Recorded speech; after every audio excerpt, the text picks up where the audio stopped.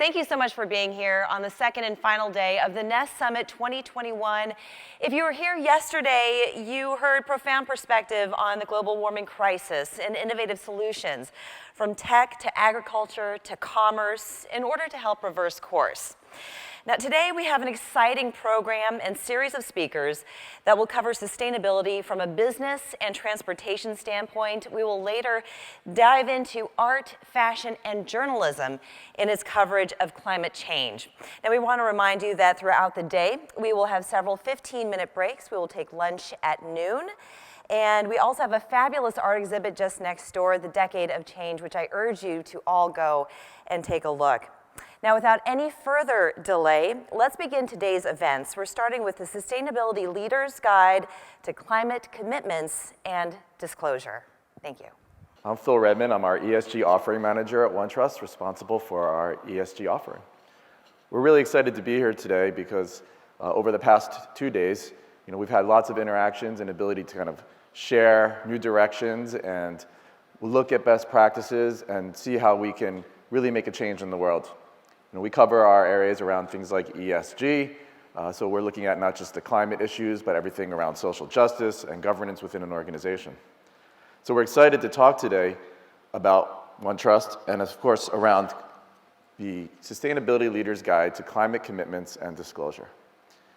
OneTrust has been around for about 5 years and providing tools and a platform in the cloud to support complex projects at enterprises. And we see ESG as the latest in a series of complexities that enterprises need to work with.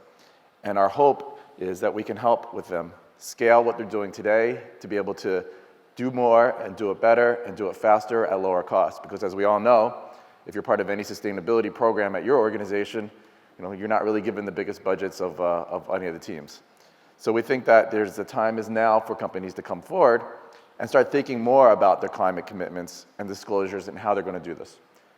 We talk to customers so many times, and what we hear from them is a challenge of where to get started, how to be supported, what they should be doing, when and how. And things change so much, whether it's from the Paris agreements, and we saw how that changed guidance from like a 2 degrees centigrade to now everybody's focused on 1.5 degrees centigrade.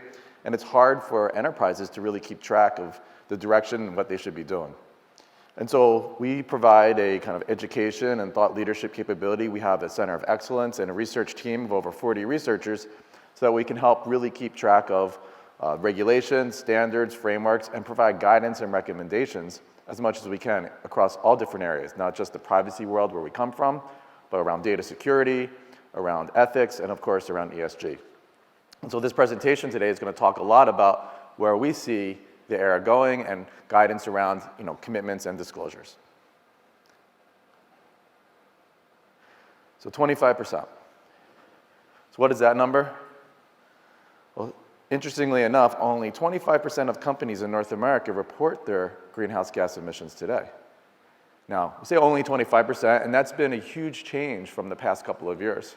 Right? If we go back just 3 or 4 years, it was barely 1 or 2%. So it's great to see that growth. And we know it will continue to grow. But we also know that you have to get to 100%.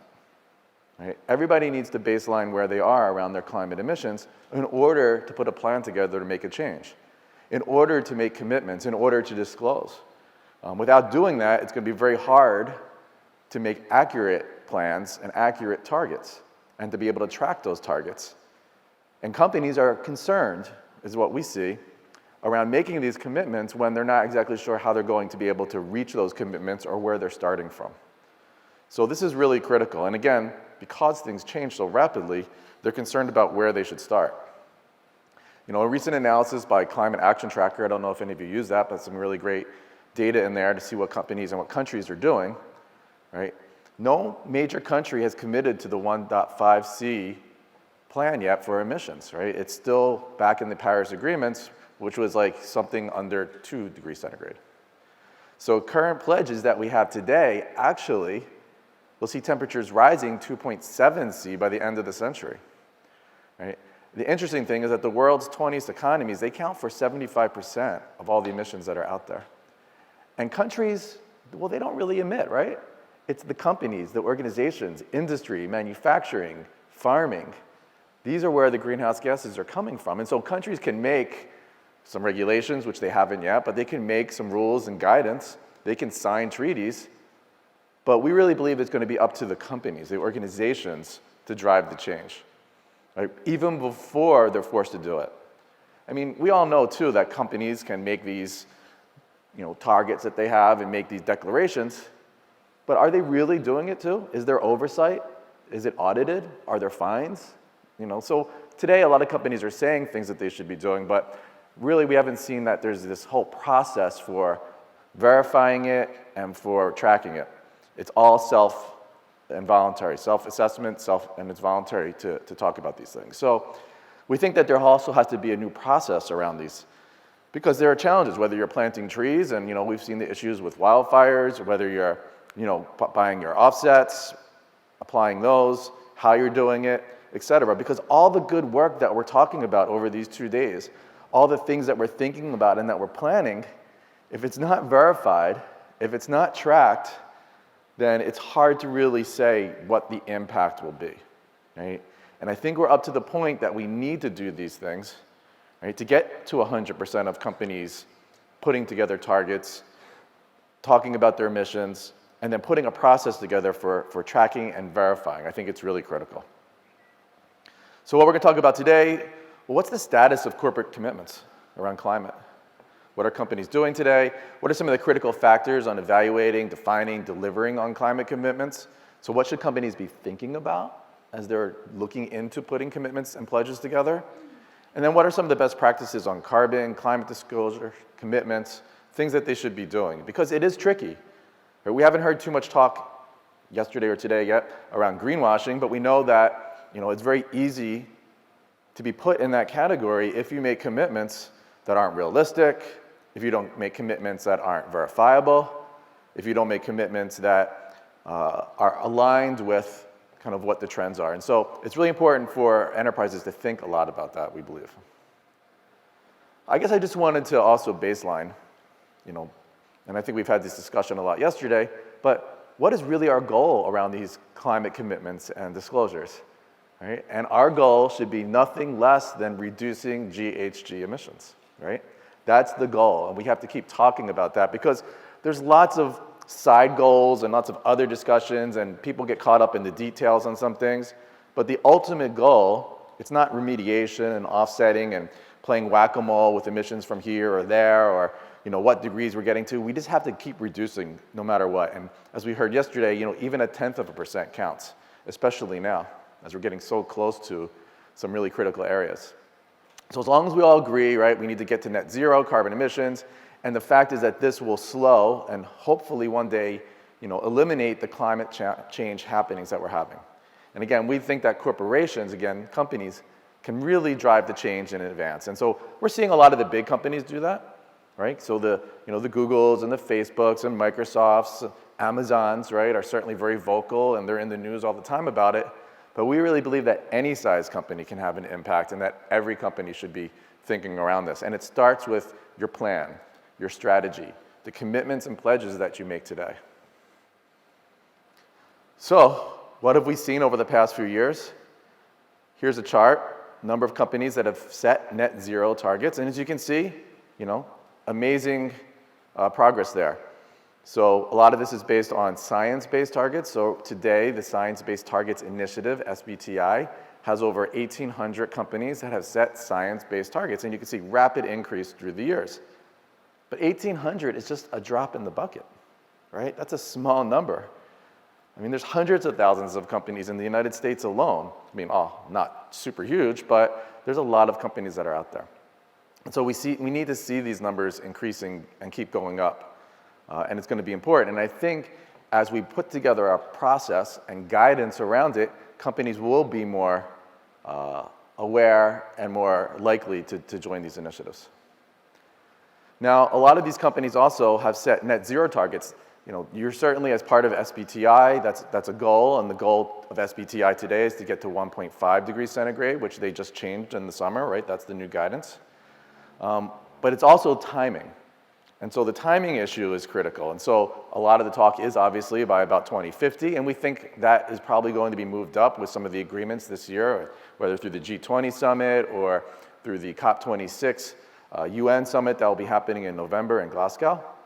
So we think that that urgency is increasing, and so the timelines will be increasing. But already, we've seen that 30% of companies or more have already made net zero targets by 2030. So this is really great to see that that urgency is really taking hold, right? And whether it's carbon neutral, whether they're meeting RE, renewable electricity 100 goals, right? Or signing on the science-based targets.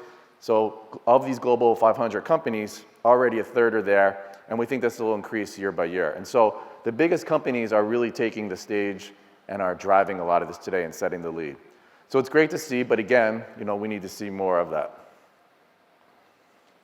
So we think about the different climate targets that are out there. So MSCI, a ratings company, has done some evaluations of this. And since 2011, the number of S&P companies publishing sustainability reports increased from 20% to 90%. So they may not have put together targets, but they're reporting on what they're doing at least today.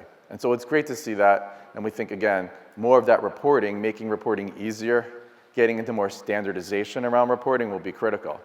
And there's two ways that we see that moving. One is what we call like a de facto standard.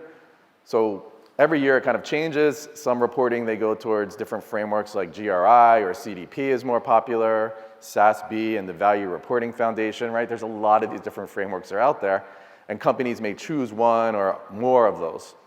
But we also see that there's regulation around reporting that's emerging. And so in the UK, for instance, they're looking at TCFD as a standard. By about 2025, now that may change, but other organizations, other countries are also looking at standardizing on TCFD for some of their reporting areas. We also think, and we've heard from sources within the area, that the SEC next month is also going to come out with their own reporting standard.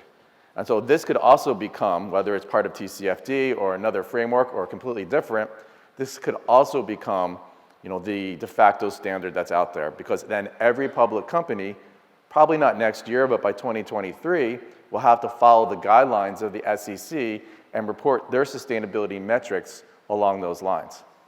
So we think that that's coming. They have definitely given some guidance that they want to talk about that and have something by the end of the year, and we think they're going to do that in advance of this COP26 summit that's happening in November. So that's a really interesting area that we're keeping a look on.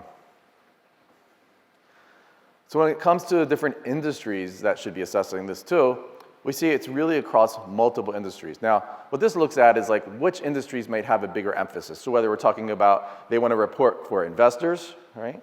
So obviously oil and gas, telecom, hospitality, they have an emphasis also on reporting for the investor market and stakeholder. Many are reporting now and are thinking more around customers. So we all know that ESG reporting and metrics have been really driven by the investment and financial asset side. But what we're seeing is lots of companies want to report because they're concerned around their customers. So again, whether you're in energy and utilities, right, and you want to talk about your mix of renewables, or whether you're an airline and you want to talk about your fuel-saving economies that you're doing, customers are getting more and more concerned, and they're making decisions on who they're buying from, in many cases, based upon who's going to be more efficient, right? Who's going to be more green. Now, of course, many of them can be fooled by some of the more PR-focused initiatives that these organizations, these companies are doing, but they're making decisions. And there have been changes. I think a big one when we saw Amazon move faster towards electric vehicles was driven because customers were concerned about what the delivery status would bring and the emissions of vehicles, by all the deliveries that they would get, right? We all look out our window and see those Amazon trucks all up and down the road. So they did do a study, and they did move faster to making them more electric vehicles, and so that's still ongoing. But we saw the commercials come out, we saw the changes happening. It turns out that it's actually more efficient for Amazon to deliver to 3 or 4 of your neighbors than it is for you and all your neighbors to go and drive to the market or go drive to the mall, whatever that is. But it's really good to see that that change was driven by the customers. And then we think one of the biggest areas, right, one that I say it's exponential goodness, is that the influence on suppliers, the partners, right, where you come in through what we call typically Scope 3 emissions, right, the whole value chain. And so this is a critical one because it's exponential. We talk to large organizations and they have 1,000, 2,000, sometimes over 10,000 suppliers. Right? And if they are a leader in this space and they push their suppliers to be sustainable, if they push their suppliers to be ethical, imagine the change that can happen, how rapidly that can happen. And they're doing it, and they're doing it not just by the stick, saying, well, if you don't, we'll take our business away, but they're also doing it with incentives. They're doing it and looking at programs and pathways towards sustainability procurement. They're looking at pathways of diversity procurement. And so it's really exciting to see these programs and companies stepping up and being leaders in this space. And so again, this is really across different industries. Now, in many organizations, there isn't just one place where sustainability lives, right? And so that's also the challenge, is like, where do metrics matter at organizations? Sometimes we see them coming out of the finance area, so especially with procurement, right? That comes out of the supplier piece, so you have to target, the finance team. Sometimes marketing is very interested, right? Because thinking about things like greenwashing or the effect of some bad PR that comes out based upon, some use of child labor or other things that we've actually seen happen in the marketplace, right? Marketing needs to be involved there. Sustainability and diversity, chief officers, managers, right? There's no doubt that's there, but they also work within other areas like HR as an example, or operations. And so there are so many areas, and there isn't one place yet that diversity practices, sustainability practices come from. It's really all over the place today. We'll see that change as it matures, as more resources are being driven into the organization, so that way they'll have a focus and a mandate, typically from the senior leadership, the CEO, the board down. We'll see that become more of a regular practice, and we'll have a regular team and be resource. But it's just not common today. Many larger companies do that, but it's just not common across all different size companies. But we think that'll happen also. So what are the things that organizations should do when they're thinking about making their climate commitments and disclosures? Well, a key piece is, understanding where the information is coming from and identifying your key stakeholders, right? If you can see the climate goals and the targets and the expectations through the stakeholders, right, it can really help. And the way to do that is to do what we call a stakeholder analysis, right? A survey, assessment, a questionnaire, gather the data and make sure that you're going to have the right message, and understand, what timing of that message should be. So the key thing is identify your list of stakeholders who also will be involved in this, right? There could be work practices that need to be changed. There could be an impact that they have, right? Maybe, and of course they'll be happy about it, more work at home days or more work in the office days, maybe that's what's special today. So identifying all those key stakeholders, your customers, your financiers, your employees are all critical, right? And then start putting together communications around what the impact will be based upon the disclosures or commitments that you're going to make today and through the next couple of years, right? Everybody wants to understand how it's going to affect them. And so to have a successful program in place, one, it needs to be educated from the top down, meaning, your CEO, your board of directors, your president, whoever is, needs to embrace the change and communicate the change and the ideas. Communicate the values, right? Whether that's through a code of ethics, whether that's through, policies that are put on a website, whether that's through town halls. But this change doesn't happen to the employees or to other stakeholders unless the senior leadership team really takes a big part of that. And they need to really be a big part in educating the employees and the external stakeholders that'll be impacted by around this. And so, like I said, the communication can be done through things like town halls. It could be done through press releases. It could be done through videos, et cetera. But the key thing is to communicate and align everybody. So very, very critical to do a part of that. So we often get asked also, well, beyond the obvious, why should we make climate commitments? And it may seem crazy, but there's still a concern around, well, what's the business case too, right? It goes beyond, of course, the changes that are happening, and I think everybody generally agrees around that. But at the same time, there has to be some value that's brought to them. There has to be something, whether it's marketing, whether, they have to understand the cost impact. All these things are going to be really important for them, especially, for smaller organizations. And so we kind of look at four main areas that we talk to them around, why climate commitments, beyond change for the better, beyond the global initiatives that are out there. And a big one is around stewardship. I don't know if anyone works for an organization who has a code of conduct and has a principle around stewardship, but the idea of stewardship is we want to leave things better than where we found them. I know personally that's something important for me. We take that really personal, and that's an important thing that we like to do is how can we make an impact, a positive impact, so that way if we move on to something else or whatever, we've made improvements. And so companies, again, need to look at that because they touch so many different areas. And so the idea of stewardship is really critical. And I think when you see more mature companies and more mature leadership, that's something they really get. And so that's a very important area for them to think about. Obviously, we have responsibility. It's not just all about taking, right? It's about giving too. So the responsibility factor is really important. And for those that are some of the biggest emitters, right, they know that practices that have happened over the past 100 years just can't keep going on. It's just not sustainable. So they have a responsibility to do things the right way and to make those changes. I mean, we're still a young country, and so many things have happened over the past 100 years that are unbelievable. Right? We're still kind of a young civilization in many ways, but we're all woke now. And so we know that responsibility is on all of us, right? And we get that. But it's only been in my lifetime, right, that we've seen that. And we've seen it going from, trying to eliminate forest fires to acid rain issues and the pollution, right? All these environmental issues that have been building and building and building, right? We recognize now, right, and the IPCC report from this summer, right, certainly clarifies so many things and validates it based on scientific research. And so there's no way to shirk that responsibility anymore. And another big part of companies is around leadership, right? It's not just the leadership to be the best in the market, right, but to be responsible, to do the right thing. And leadership is also a certainly important principle that most organizations have. And then finally, it's around impact. Now, companies, again, because they can touch employees, customers, suppliers, can have a great amount of impact. As I said, it's exponential goodness. Now, all of these things come together, but there's no doubt that there's going to be a time and there's going to be a place where regulations will come in. And so these are important ideas to think about because it's voluntary today. Right? And it's great to see companies doing this because they want to, not because they have to.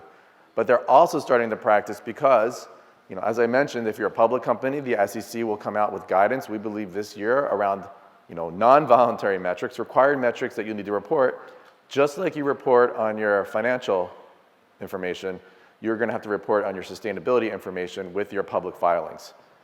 And we've seen in Europe, not just publicly listed organizations, but organizations of almost all sizes, greater than 100 employees, will all have to report around what they're doing with their suppliers, and then we'll be reporting more ESG metrics. And so the regulations are coming. It's just a matter of when, not if.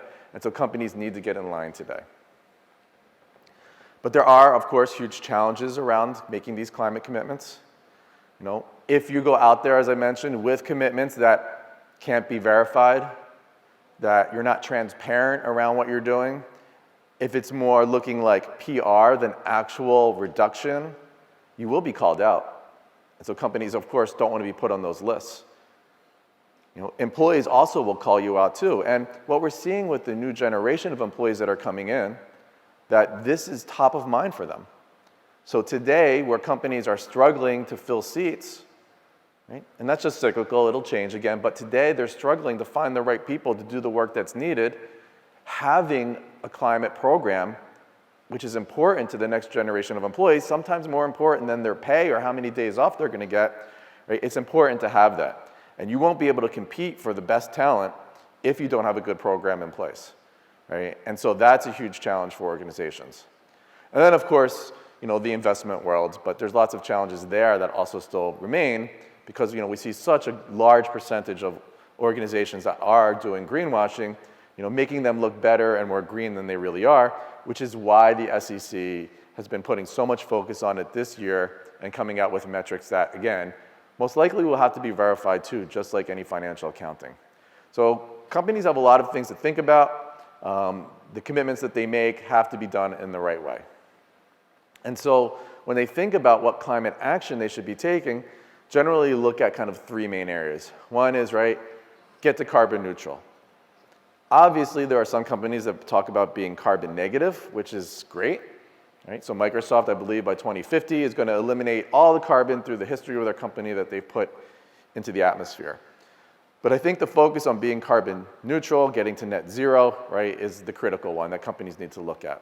And doing carbon calculation, baselining their carbon footprint will be super important around it.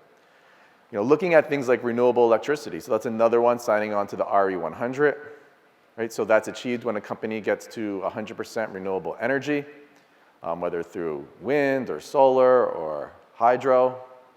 Another area, and so we see a lot of the bigger companies who have the ability to invest, to buy, to start their own renewable energy systems, right, who can sign 10-year contracts, because it is costly for a lot of companies to do that, and it may cost more than what they're paying today. But we've seen that's a huge part of their carbon reduction plan. Because in many cases that, you know, electrical generation is what is the big part of their emissions. And then finally, again, looking at companies that are going towards keeping global warming below 2 degrees centigrade, now even 1.5 degrees centigrade, you know, based upon science-based targets. With that, you know, I'll talk a little bit about it, but making a commitment and a timeline around that path. So companies are looking at SBTI, and they've seen great progress. So they've collectively reduced emissions by 25%. SBTI will tell you that they've seen a boost in productivity and profits on companies that have done that. You know, some great things around reducing coal-fired plants, how much has been eliminated from the atmosphere. And as I mentioned, there's around 1,800 companies today that have signed on to SBTI. However, only about 700 of those have committed to either 2.0 centigrade or 1.5 centigrade emissions reduction. The others have just talked about getting to carbon neutral. Right? And so not everybody of those organizations, not all of those organizations have committed to increase the urgency and to move up some of those targets yet. Or have committed to a specific number just within a timeline, which could be 5 to 15 years, look at a target for getting to net zero. So these are really great, and it's very easy to do. And so we think that this is more companies will start be looking more at these science-based targets. And so again, we look at some of the initiatives that are out there, how many have done this over year, up to 1,800. And we see every year there's you know, now increasing to 600 companies a year that are signing on to this. But again, still just a drop in the bucket. The other one is the UN Sustainable Development Goals. I've seen a lot of the UN SDG pins around the past couple of days. So this started in 2012, and they kind of look at this as a blueprint for creating a more sustainable future, not just in climate, but around things like poverty and food and hunger, and have been adopted by, you know, almost 200 countries worldwide. Now, they encompass around 17 goals, as I mentioned, and climate and sustainability is just one of them. But there aren't really well-defined metrics on what you're doing, how to support those goals. And a lot of organizations and companies that I talk to, you know, they want to make sure that they're doing something impactful. And it's also kind of overwhelming. You know, they asked, do we have to look at all 17? Which ones should we focus on? So the UN SDGs, you know, although they're a great endeavor, it's a challenge for many organizations to publish in those areas because they just don't know what they should be publishing and what they should be looking at.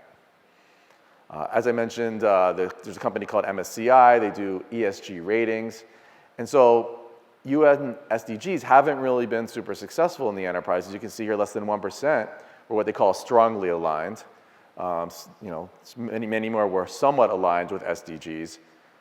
And then, of course, because of all the different characteristics across different industry sectors, each one is coming at it in a different way too. And so what we've seen, you know, from some research this year, that the UN SDGs haven't really been adopted as widely, but it's another climate commitment, it's another pledge that companies can make. So the two areas that we see that are holding companies up for making these commitments are one, as I mentioned, getting started, and then one, it's the complexity of ESG requirements. So, so many different metrics, so many different standards, so many different targets. It's changing constantly, right? It'll change again after this fall when we see maybe new global agreements. We see new targets being set, new timelines, right? Moving from 2050 to 2040 to 2030. moving from 2 centigrade to 1.5. So it's hard to keep track of that. And so what we say is like, there's a process for this.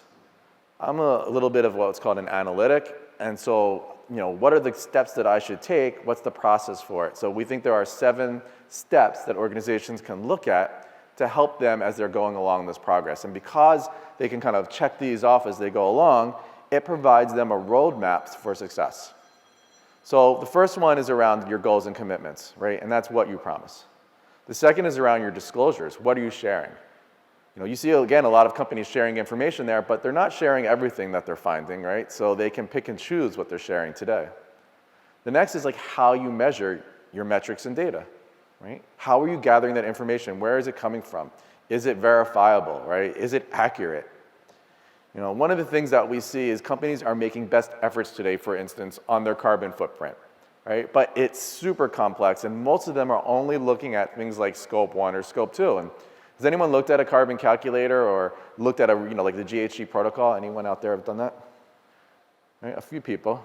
Well, if you haven't, and many of you haven't, it's hundreds of line items. For something like GAAP accounting, which has about a dozen different items, like line items that companies need to report for financial purposes, carbon accounting has hundreds of line items you need to put in and data to find. And so we constantly hear, oh, we're being a data detective, right? It's a big data analytics challenge. And so they're putting best efforts in. But I would probably just estimate, it's my estimate, but over 90% of those estimates of their carbon footprints are wrong. Some may be over, but in most are under, because again, the majority of companies we talk to, they're only looking at scope 1 and scope 2. And for most organizations, unless you're a heavy emitter, most of your emissions is in scope 3. Right? And so, companies that aren't counting that, and it is a challenge, and everybody knows that we haven't had great solutions on scope 3 emissions yet, that's a challenge for them. So accuracy is really important. Defining responsibility. So governance is a huge part of this. Creating your strategy, so what you do. And then policies. Excuse me. Not just what you do, but how you do it. And then finally, assessing the risk, right? What's your risk in a commitment that you make, a pledge that you make? What's the risk on your budgeting? All these things are also really important. So building a business case, I know sometimes when we think about, whether it's ESG and social issues, whether we think about climate change, it feels like, oh, we shouldn't have to worry about a business case. But there are things there that companies, have to really justify. And so they do this through competitive benchmarking. You can do this through and look at returns based on operational efficiencies. Right? There's a lot of data out there that shows that companies that have made these commitments, that have made good ESG reports, are seeing improved productivity, are seeing improved returns. Right? And this helps with investors. There are government incentives out there that you can also take advantage of. Obviously, reducing risk and exposure. And then, if you're successful, creating the brand loyalty that customers will stay with you and will spend more with you even because of the commitments that you've made. So there is a business case that companies can make around this too. So it really starts a lot with, setting your emissions target, putting together a good calculator, dashboard to be able to evaluate where you are today, and then also look at scenarios for reduction in the future. One of the things that we're doing at OneTrust is providing a really easy way to pull in your data, to automate your carbon emissions information, whether integration to your utility providers, whether to your enterprise applications, to your expense applications, so that way we can get to 70, 80, 90% of your emissions data is automated and brought in, and you won't have as much manual information that you need to put in, which again is very challenging to do. But then we're also giving scenarios of the future, and what are the different levers that an organization can push and pull and change to look at that reduction and how that will affect the timelines, as well as how it will affect their business, what the cost potentially will be. Because you can make targets and you can make decisions around climate change and around carbon footprint, but if it's not going to feed into how much budget you have, or it's going to impact your company in such a negative way, you're not going to be successful there. So we try to give insight around what that looks like. So target, you have to set targets that are achievable and realistic. 2 types of targets, what we call intensity targets, policies that specify emissions, reductions relative productivity or your economic output, et cetera. So that's something that can be quantified. And then absolute targets, so emissions that specifically look at reductions measured in things like metric tons, again, things that are verified. And we think, again, that's going to be a requirement in the future. Our platform is completely transparent. You can look at standard emissions factors that are there. You can put in your own emissions factors, which is okay, as long as you can talk about what those emissions factors are and how that impacts your carbon footprint. So all these things are really important to find success in your program. Now, there are different types of climate pledges, again, that we look at. So, UN Global Compact has been around for over 20 years. The climate pledge, so driven by Amazon, and we've seen huge increases in that and in companies doing those pledges. In fact, we were walking through Times Square last night, and we saw repeated ads. Did anyone see those ads in Times Square for the climate pledge? Yeah, so if you get a chance, go out there. They're advertising quite a bit on it. It doesn't really tell you much. I wonder people who are looking at that in Times Square, they're like, what is this even? But they're really trying to get that out there. There's the American Business Act on climate pledge that's there. Project Gigaton started by Walmart. So lots of different pledges, some that are more internal acting, some that are more external acting. So what are some of the key things that you need to think about, the actions as you're creating a credible climate action story? One is pick your disclosures. Again, it's voluntary. So you can do 1, you don't have to do 5, but think about how you're going to do that and be consistent, right? Create a central repository for this data too. What we see out there is a lot of companies who are using more manual processes and spreadsheets and email. The data comes from all over the place and they store it, and then next year they basically have to start all over again. So we think that there are more modern tools, right? And that's what we're delivering to be able to support the climate data and the action of that data. And so think about metrics and data, so disclosure frameworks, that, which KPIs should be applied to your organization, which show the most impact, of course, which show the most gaps. It's okay to show those gaps. It's okay to show where you're falling down. But the idea is to track that continuously and set targets and improve. Just talking about what you're doing in the best light is not going to really help you out there. What will really help you is showing where you're lagging and how you're going to make those changes, right? And companies who do that not only show how they're going to make those changes, where they're investing to make those changes, how are they going to make the action? Not just set a target from 10 or 20 years from now, right? Those are the ones that will have the most success in this space. Governance is a big part of it, so making sure everybody's aligned on that strategy, and you have the right oversight, so governance is around oversight of that. And so reports internally, reports externally. And then, create your roadmap and your strategy around these reports and disclosures and commitments. Put together policy and make sure, again, you communicate that policy. Put it on your website, right? Get that together. And then, again, identify, as we mentioned, your risk management related to governance. These business processes are critical to review. So what we're doing at OneTrust is creating a central platform for companies to evaluate, pull in data, analyze their data, identify their risks, track their targets, right? We call that ESG program management. You can create your policies there, you can publish policies out of that, you can publish reports, and it becomes your central repository for your data. And you can track that data over time, right? And so all the data that's dispersed through an organization can all be centralized and reviewed. If someone leaves who led that initiative the previous year, it's all still there. Your roadmap for success is still there, you're not starting over. So things like automated data collection, central repository, we're using artificial intelligence to help you get started on your program. It will evaluate which frameworks, which metrics, which commitments may work best for your organization. And then, of course, we're putting together a sustainability, carbon accounting platform, but it doesn't just stop at giving you a number. As I mentioned, it talks about and gives you scenarios in the future around how you can do reduction. Our focus is mainly on reduction, right? How you can reduce your emissions. Now, we will support high-quality carbon offsets and other remediation options that companies want to use to kind of fill in those spaces, right? We know that's important. But generally, the focus is going to be on reduction and make it, again, as simple and easy to use as possible. And we're doing the same thing for your suppliers. So we're the only company out there that has kind of this end-to-end value chain of pulling in your data, assessing your data, right, and taking action, creating action plans and strategies, not just for your internal work, but also your external suppliers, your supply chain. Right? And so again, that's because of the central platform that we have, right? We've been doing what's called vendor risk management for years.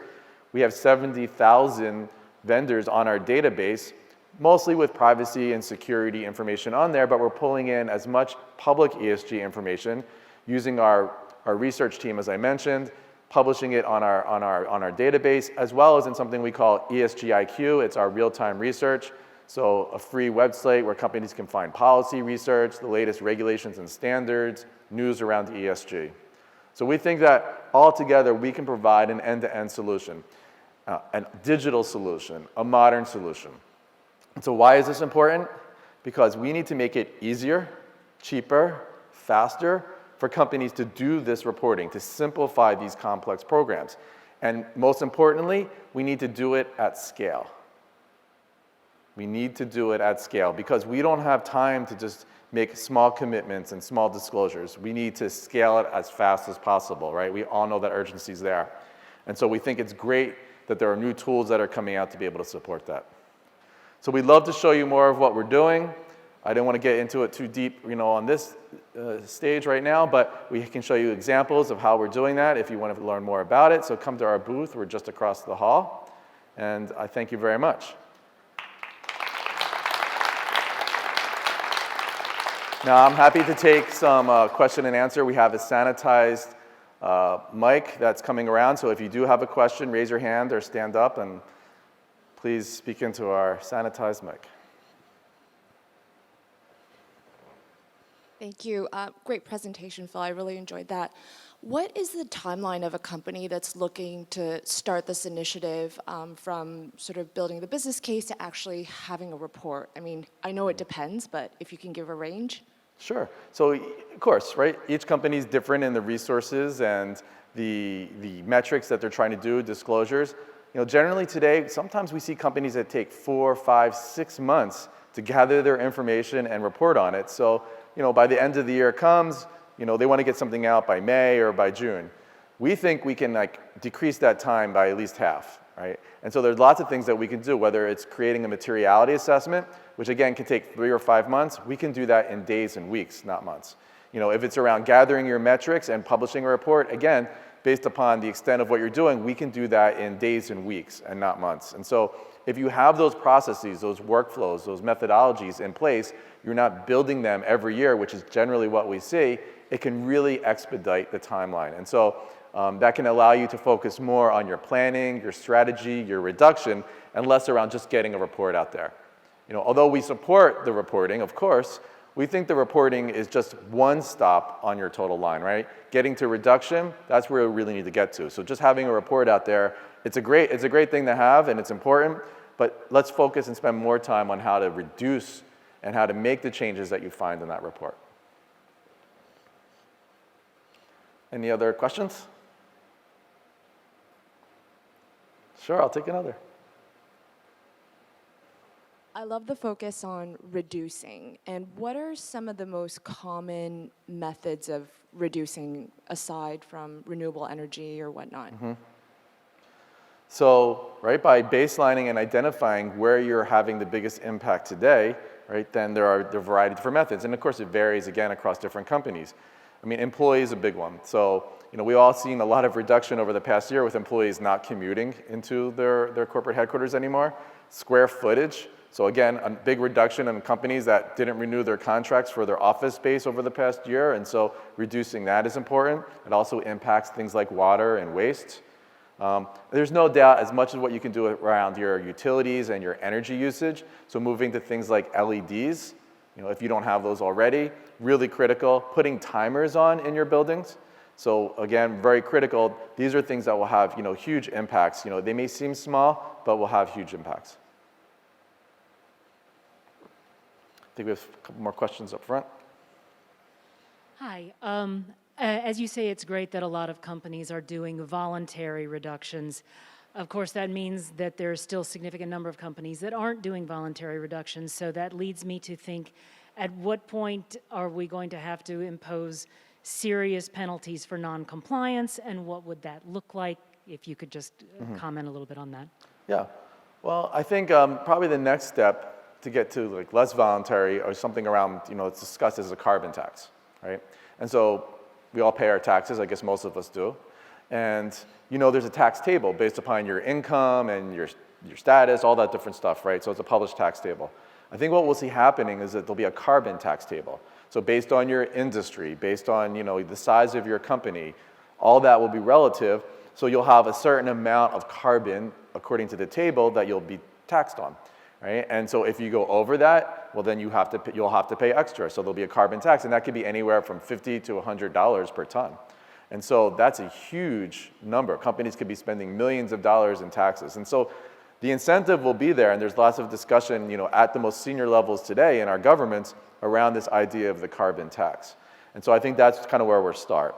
And then the penalties, those fines can come later based upon non-payments, but I think we're really seriously moving towards a carbon tax. And that's why it's critical to have a transparent, accurate carbon footprint, right? Because if you're gonna start paying taxes on it, you wanna make sure you have the accounting right? And there have been carbon calculators out there for a dozen years, but they're not gonna work in the same way. They're not really transparent. They're a black box, and the accuracy is questionable then.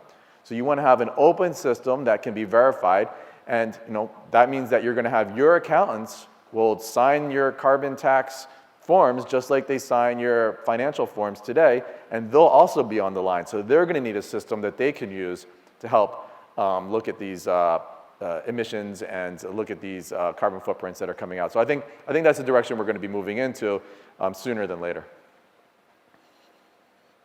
We have one more? Bill, thank you. Wondering, are the majority of the companies that you're working with starting from ground zero? So they're just coming, saying, I want to have a system and have nothing in place? And what industries do you see leading the way? Yep. No, great question. Majority are really just starting their programs. Maybe they have a year in, maybe they've done some metrics, and of course, some of the ones that are the biggest emitters have a lot more experience. The more public companies have more experience, consumer packaged goods, the big tech firms, who are out there, so Facebook, Google, they're doing a lot of this reporting already. So they are leading the charge, but that's just a drop in the bucket. And so most of the organizations that we talk to are still very inexperienced and haven't gone through this process yet. So maybe 25% in North America are only talking about their GHG emissions, because maybe that's the biggest number that are actually tracking it today. So we think that there's a vast majority of organizations that aren't tracking it today. That's why they haven't made those science-based targets. That's why they haven't really set anything publicly around this. But what we have seen over the past 12 months, 18 months, is a huge interest. And everybody we talk to is looking at this and is getting more involved in it. So we think that these numbers are going to rapidly increase over the next couple of years across all sectors.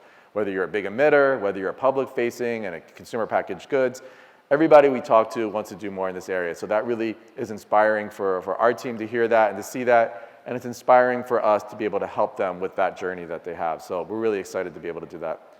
Well, that's all the time I have today. Thank you so much for coming, and have a great rest of the day.